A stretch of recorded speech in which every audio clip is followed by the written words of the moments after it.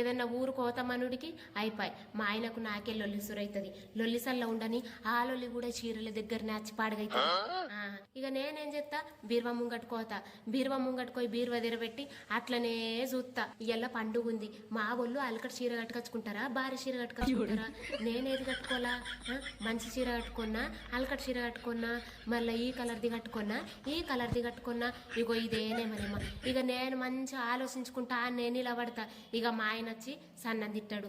అవే ఎంతసేపు ఆయనే బీరువా ముంగట నిల్చుండి నువ్వు 2 గంటలాయ, మనం బోధమా అద్దమ్మరి పండుకు గింత అభిమానం చేయబడితేవేమే, నీకు ఇప్పటి నుంచి చీరలే కొనియ్యా అని తిడతాడు. చీరలు తోడేముంటేనే పోయి అబ్బా చీరలే లేకపాయే, అన్ని పాతగా అయిపోయినాయని ఈ బాధ. ఇక చీరలు బగ్గుంటేనే పోయి ఏది కట్టుకోవాలా ఏది కట్టుకోవద్దు, ఇగో ఈ బాధ. మన ఆడోళ్లకు ఎన్ని చీరలున్నా తక్కనే, అందుకోసమే ఇగో బగ్గ చీరలు ఉంటే ఇగో గిట్ల లొల్లి పెడతారు ఇంట్లో.